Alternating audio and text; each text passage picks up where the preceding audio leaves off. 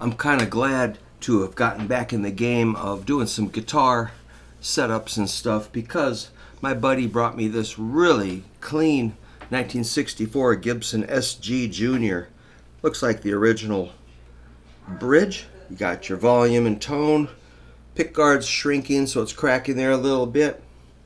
I guessed it was a 63. These are pretty cool because they had good size frets, not tiny frets. Small frets are a bummer. Large frets, good. Original nut looks like. Those are probably Kluson tuners. Got a serial number there, yeah. I guess 63, 64.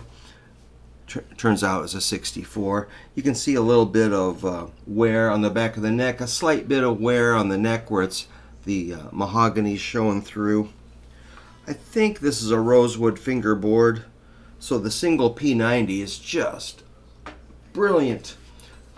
So this has some kind of inappropriate strings in my opinion. There's these kind of weird, kind of aluminum looking grayish strings that I don't really like. I can't remember, some weird brand, no good. And plus they're really thick. It's a wound G, so we'll get rid of those. But I got to lube the tuners, but I will take them off and keep them in order and clean them with some naphtha, then use some what is that? I've got some lube right here, I'll show you. Tri-Flow is the good lubrication that we like for guitars. Is this Tri-Flow? Yes, Tri-Flow. Pinpoint lubrication's got that little point. You can just get it right in there. But yeah, you gotta take the tuners off. Real easy to do. Oh, good. They're all one piece. So I'll take those off. Rinse it with naphtha. There might be little metal filings in there, and old grease will kind of dissolve that.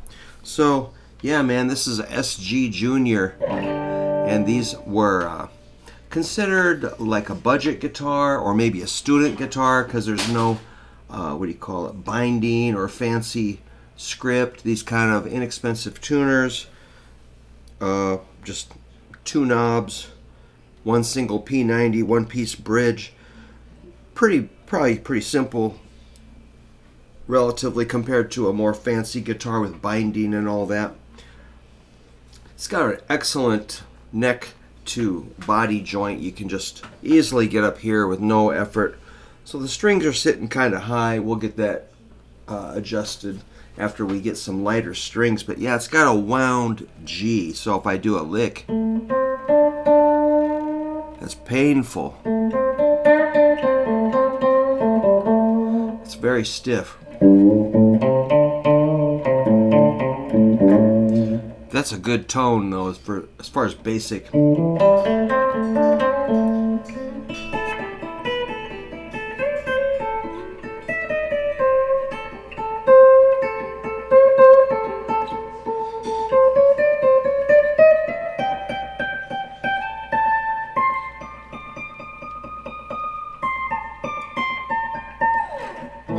Easy to play up the neck.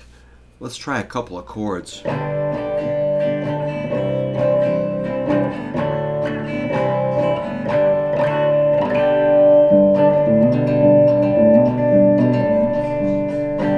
So yeah, man, I think a lot of kind of maybe country pickers started on these, and probably because it was affordable and they do some strumming. But it's kind of funny because this guitar, this shape is pretty iconic. These two like kind of devil horns kind of makes you think of AC/DC or Black Sabbath or Blue Oyster Cult, something slightly menacing.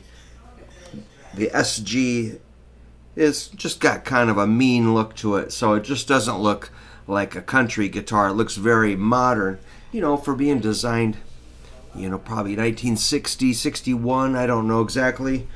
It's a pretty modern design that has held up over the years. So as far as a Gibson, if I had to pick any Gibson to play, the SG Junior would be one of my favorites because it's just got the single pickup. You come down here, you got your volume and tone. You can easily kind of roll your volume up and down. It's light, easy to play, and really great, nice bright red finish.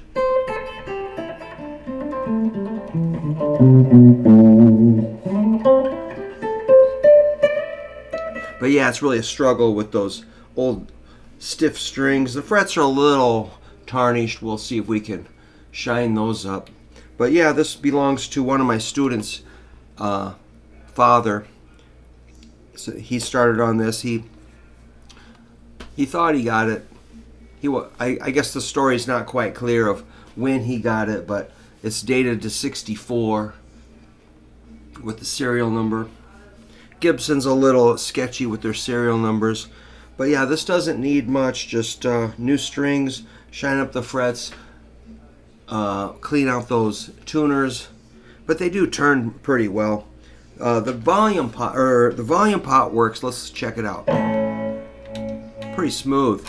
But the tone pot, oh, it's working now.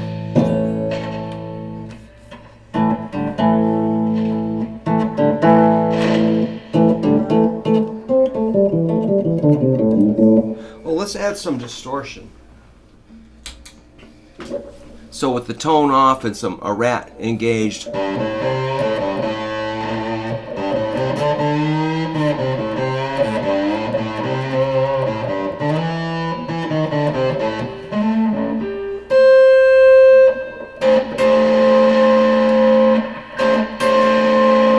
you can roll the volume down, clean it up. So you can take the distortion away by rolling the volume down. So it's kind of a distortion control, your volume, and blend that in with your tone control.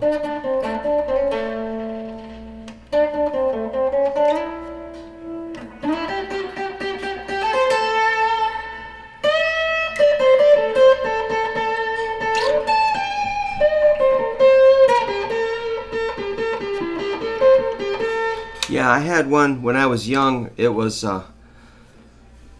very similar, only it said Les Paul Jr., so that, you know, they were kind of confused what to call them. Like the old SGs, I think they called them Les Paul Custom when they first came out.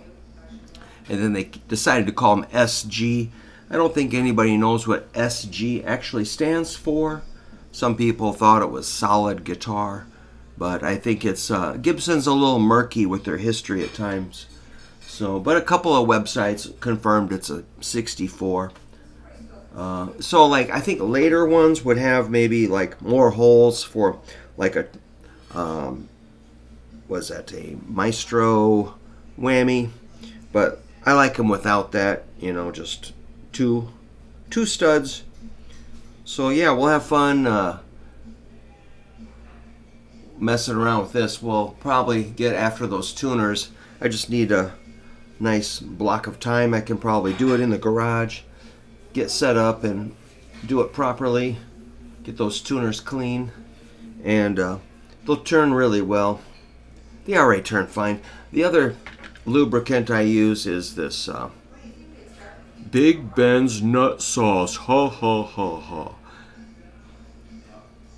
This is really good for nut slots and other little contact points. It's kind of a waxy, kind of greasy stuff.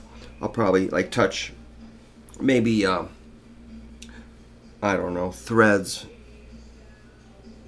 so that or contact points where the string touches the saddle or in the nut slots. That's a good product. Big Ben's Nut Sauce and Tri-Flow, Sunny Side, or naphtha, rags.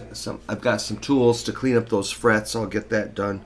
So man, you just cannot beat this body style. I just love it. And it's so clean. This is incredible.